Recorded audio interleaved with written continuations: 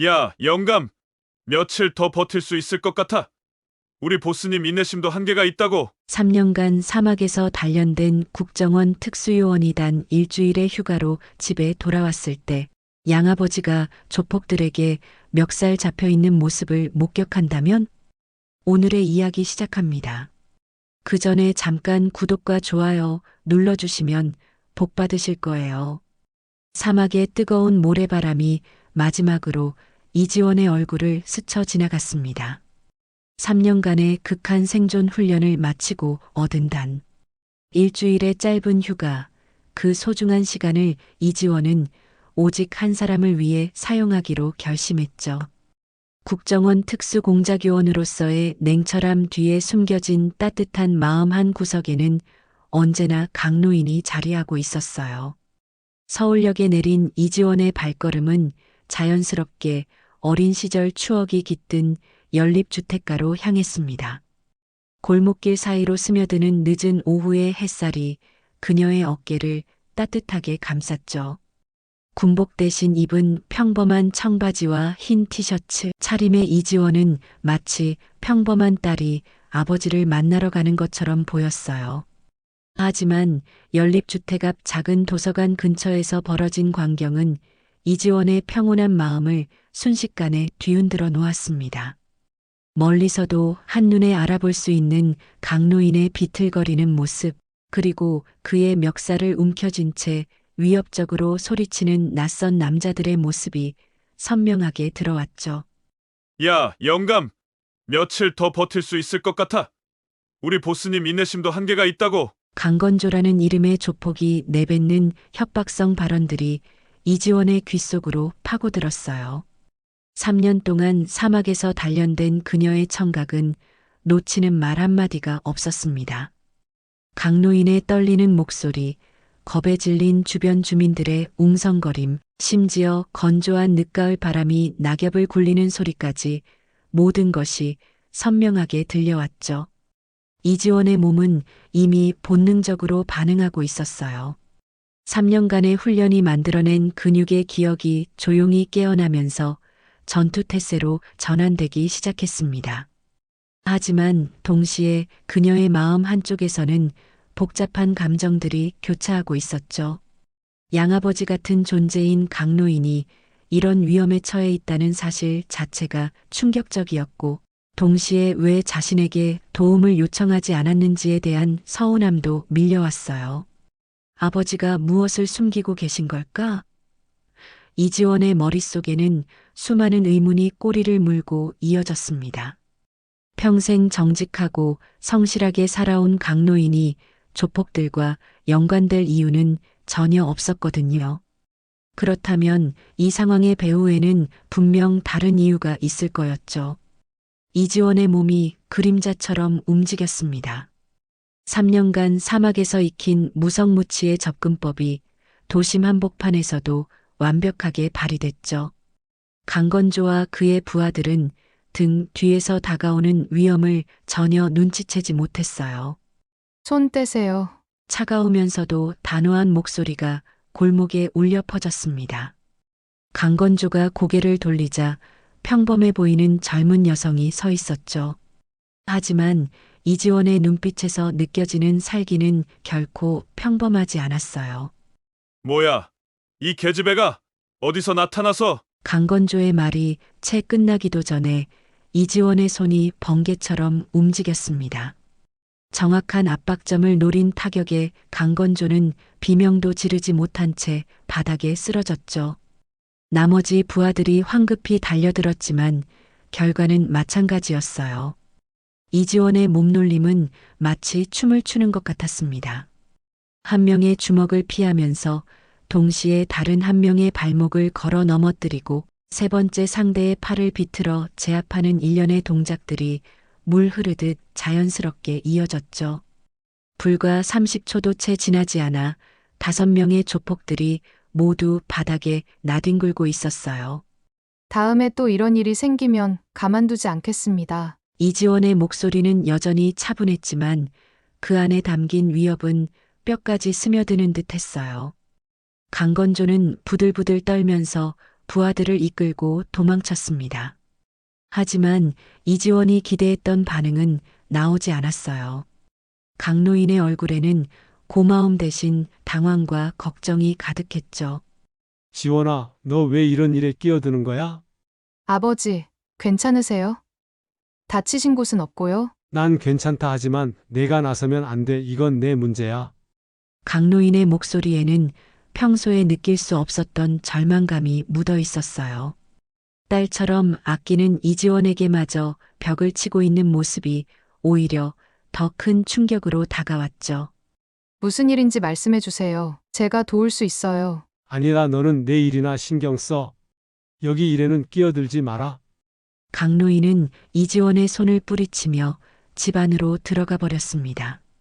문이 닫히는 소리가 이지원의 가슴에 깊은 상처를 남겼어요.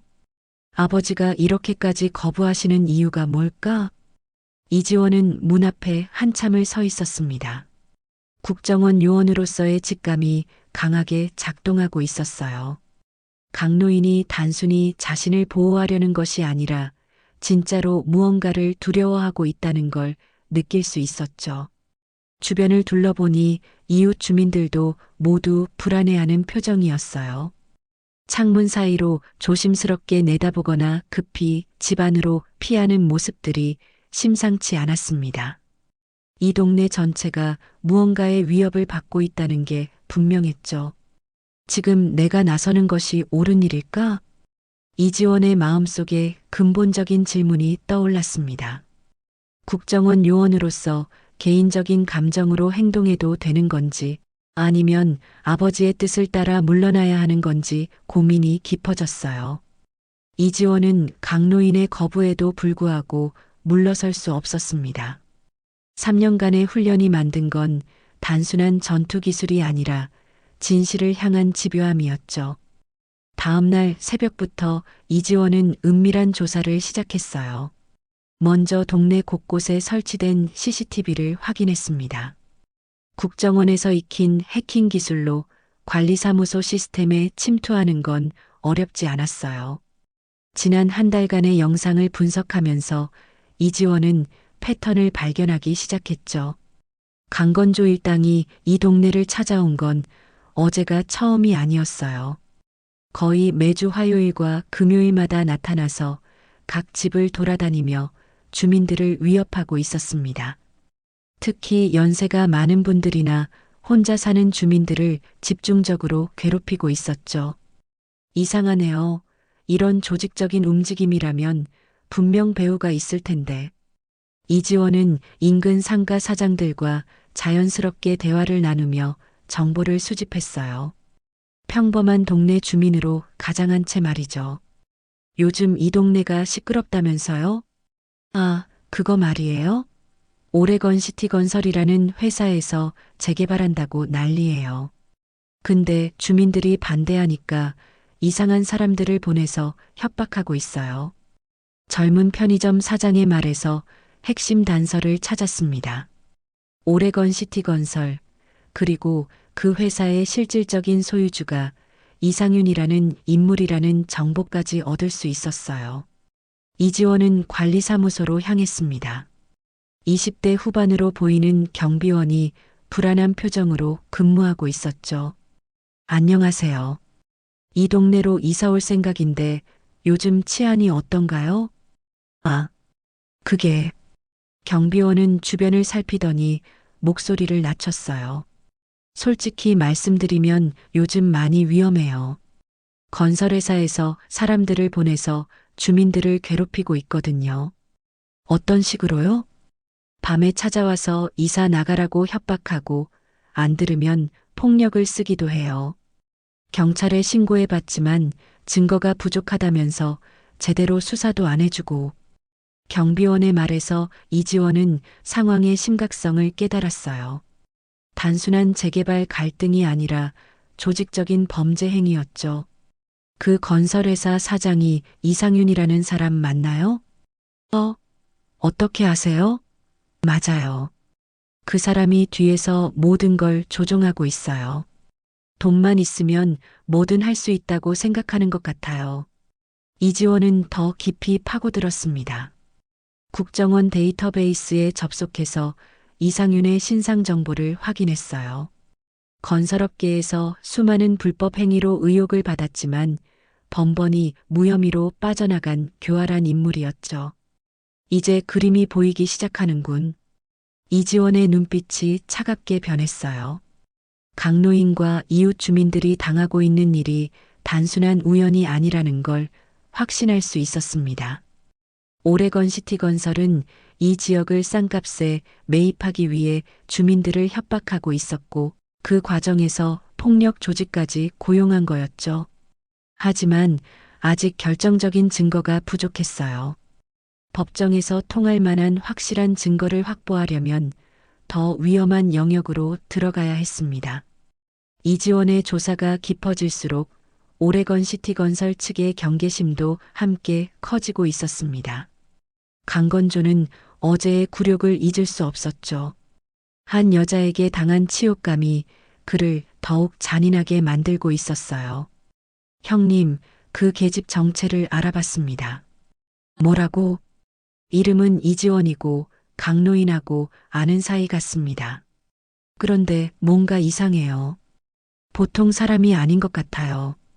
강건조의 얼굴이 일그러졌어요.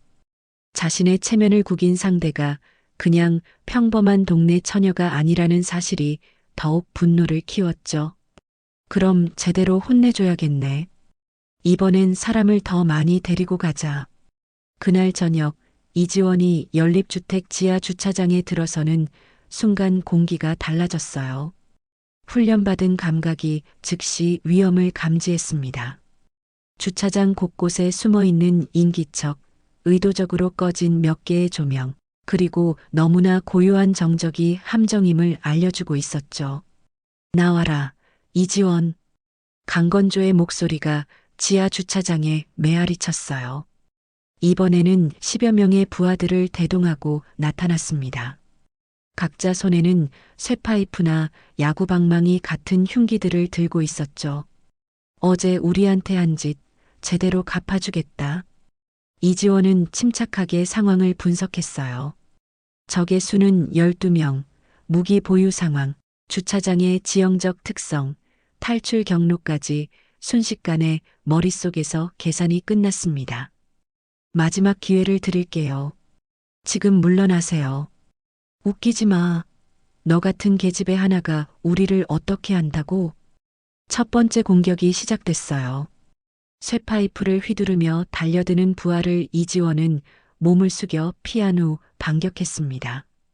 정확한 급소 타격의 상대는 즉시 무력화됐죠. 하지만 이번에는 달랐어요. 여러 명이 동시에 달려들면서 이지원도 한순간 위기에 몰렸습니다. 야구방망이가 그녀의 어깨를 스쳐 지나가며 옷을 찢었어요. 집중하자. 이지원의 눈빛이 더욱 차갑게 변했습니다. 사막에서 배운 생존 본능이 완전히 깨어났어요. 주차장 기둥을 이용해 적들의 공격 각도를 제한하면서 하나씩 제압해 나갔죠. 세 번째 상대의 손목을 비틀어 무기를 떨어뜨리고 네 번째는 발차기로 복부를 가격해 쓰러뜨렸어요. 다섯 번째가 뒤에서 기습하려는 순간 이지원은 뒤돌아보지도 않고 뒤꿈치로 상대의 정강이를 가격했습니다. 불과 5분도 채 지나지 않아 강건조를 제외한 모든 부하들이 바닥에 쓰러져 있었어요. 강건조는 공포에 질려 벽에 등을 기대고 있었죠. 이지원이 천천히 다가갔습니다. 그녀의 얼굴에는 차가운 미소가 떠올랐어요. 잘 들으세요. 다음에 또 이런 짓을 하면 당신들 배우를 뿌리째 뽑아버릴 거예요. 이상윤에게 전해주세요. 더 이상 이 동네 주민들을 건드리지 말라고. 강건조는 말없이 고개만 끄덕였어요. 이지원의 눈빛에서 진짜 살기를 느꼈거든요. 그리고 오늘 일은 여기서 끝이 아니라 시작이라는 것도 함께 전해주세요. 이것은 명백한 선전포고였어요. 이지원 대 오레건 시티 건설의 전쟁이 본격적으로 시작되는 순간이었죠. 이상윤은 강건조로부터 보고를 받고 난 후 사무실에서 한참을 침묵했습니다. 12명이 한 여자에게 전멸당했다는 이야기가 쉽게 믿어지지 않았거든요. 하지만 강건조의 상처투성이 얼굴과 떨리는 목소리가 거짓말이 아님을 증명하고 있었어요. 이지원이라고 했나? 그 여자 정체를 제대로 파악해 봤어? 네, 사장님. 알아보니까 국정원 소속이더라고요. 특수공작요원이라는 얘기도 있고. 이상윤의 얼굴이 굳어졌어요.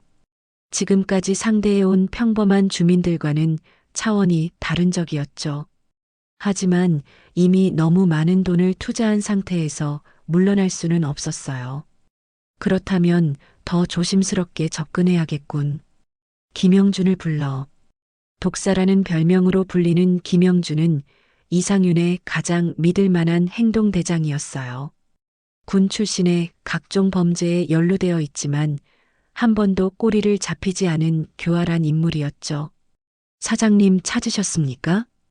영준아, 좀 까다로운 일이 생겼어. 국정원 요원 하나가 우리 일에 끼어들고 있다. 김영준의 눈빛이 날카로워졌어요. 그는 이런 위험한 상황을 오히려 즐기는 성격이었습니다. 직접 상대하기엔 위험하니까 미끼를 써야겠어. 그 여자가 가장 아끼는 사람이 강노인이라고 했지?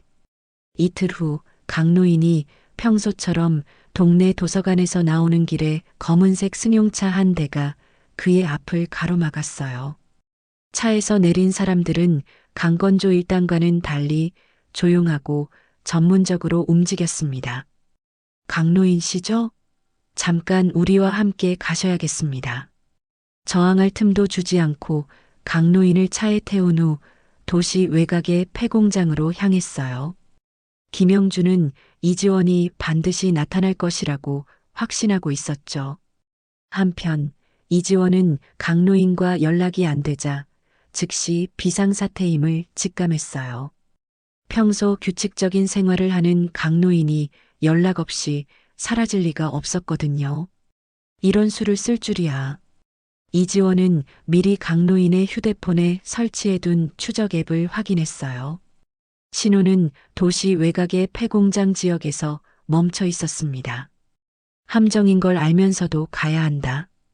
이지원은 무장을 했어요. 권총 한 자루와 각종 장비들을 챙긴 후 폐공장으로 향했습니다. 가는 길에 동료에게 간단한 메시지를 보냈죠. 만약 내가 오늘 밤 연락이 안 되면 이 위치를 확인해줘. 그리고 오레건 시티건설을 조사해봐. 폐공장에 도착한 이지원은 건물 외곽을 정찰했어요. 적어도 20명은 건물 안팎에 배치되어 있었고 모두 무장하고 있었습니다. 하지만 시간이 지날수록 강노인의 안전이 더 위험해질 거였어요. 정면 돌파밖에 없다.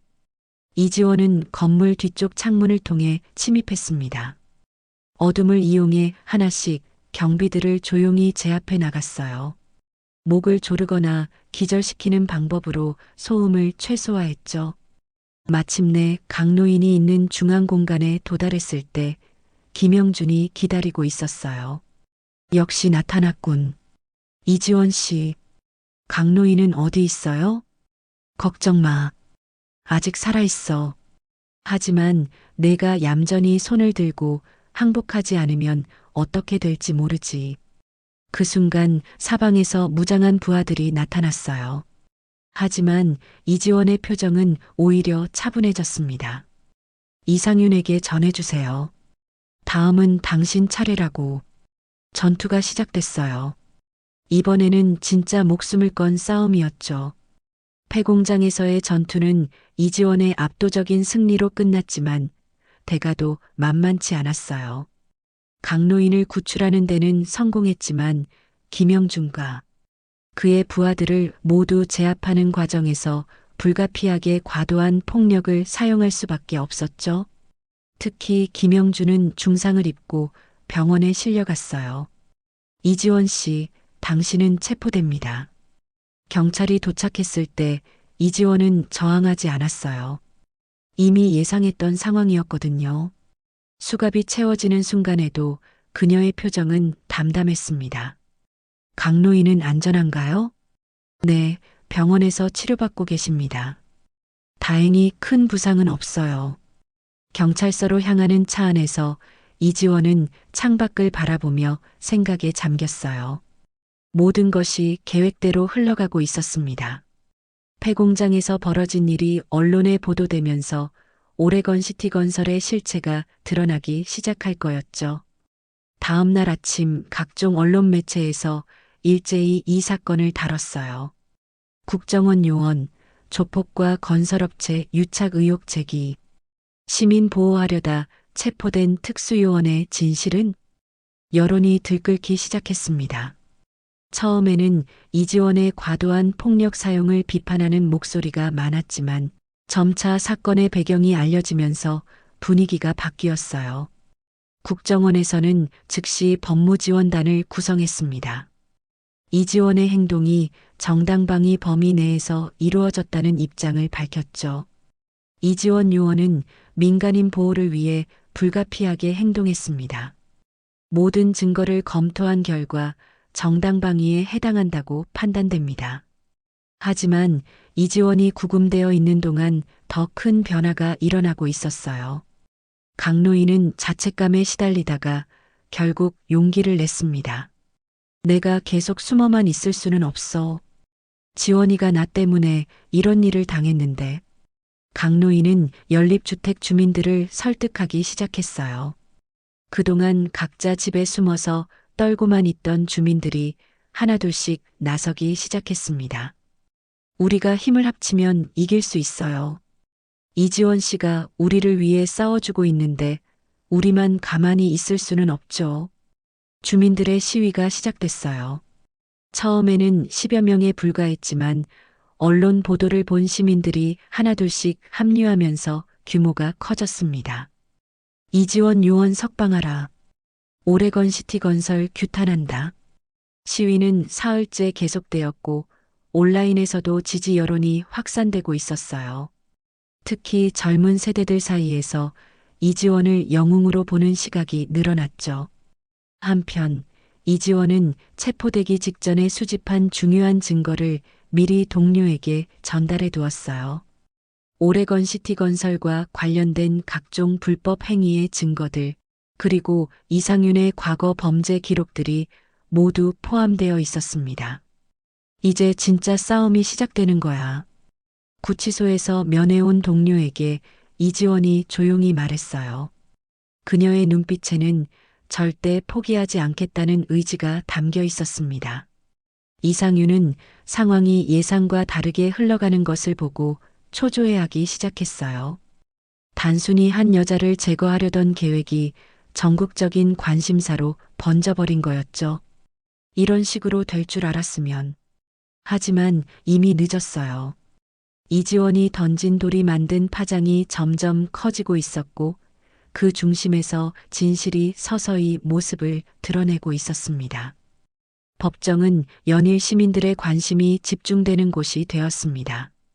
이지원의 재판이 시작되면서 단순한 폭행 사건이 아닌 거대한 부패 구조를 파헤치는 무대로 변했어요. 국정원에서 파견된 유능한 변호사들이 이지원을 변호했지만 진짜 승부수는 따로 있었죠. 재판장님, 저희는 이 사건의 진실을 밝히기 위해 중요한 증거를 제출하고자 합니다. 변호인석에서 나온 말과 함께 법정 스크린에 문서들이 나타나기 시작했어요. 이지원이 미리 수집해둔 오레건 시티 건설의 불법 행위 증거들이었습니다. 이 문서들은 피고인이 체포되기 전에 수집한 것으로 오레건 시티 건설이 지난 3년간 이 지역 주민들을 상대로 자행한 조직적인 협박과 폭력의 증거입니다. 방청석에서 웅성거림이 일어났어요. 화면에 나타난 건 단순한 재개발 갈등이 아니라 조직적인 범죄의 전모였습니다. 또한 이 회사의 실질적 소유주인 이상윤이 과거에도 유사한 방법으로 여러 지역을 개발하면서 수많은 불법 행위를 저질렀다는 증거도 함께 제출합니다. 검찰석이 술렁였어요. 이들도 이런 대규모 증거가 나올 줄은 몰랐거든요. 변호인은 계속해서 폭탄 발언을 이어갔습니다. 더불어 김영준이라는 인물이 이상윤의 지시로 강노인을 납치하고 피고인을 함정에 빠뜨리려 했다는 증거도 있습니다. 이는 피고인의 행동이 정당방위였음을 명확히 보여줍니다. 법정의 분위기가 완전히 바뀌었어요. 이지원을 단순한 폭력 가해자로 보던 시각이 무너지기 시작했죠. 하지만 진짜 반전은 그 다음에 일어났습니다. 병원에서 회복 중이던 김영준이 갑자기 검찰에 자수한 거예요. 저는 모든 걸 자백하겠습니다. 김영준의 폭탄 자백이 시작됐어요. 그는 이상윤의 지시로 수년간 각지에서 벌인 불법 행위들을 낱낱이 털어놓았습니다. 황덕수 회장이 시장, 구청장들과 골프 치면서 돈봉투 건네주는 것도 여러 번 봤습니다. 건축 허가 받으려고 공무원들한테 뇌물 주는 건 일상이었어요.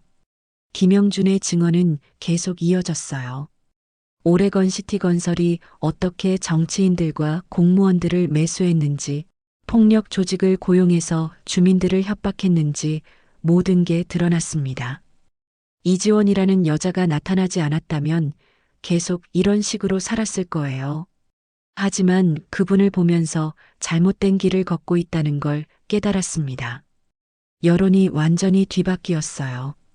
이지원을 비판하던 언론들도 하나둘씩 입장을 바꾸기 시작했죠. 시민을 지킨 진짜 영웅, 이지원. 부패한 건설업계의 실체를 폭로한 용감한 요원.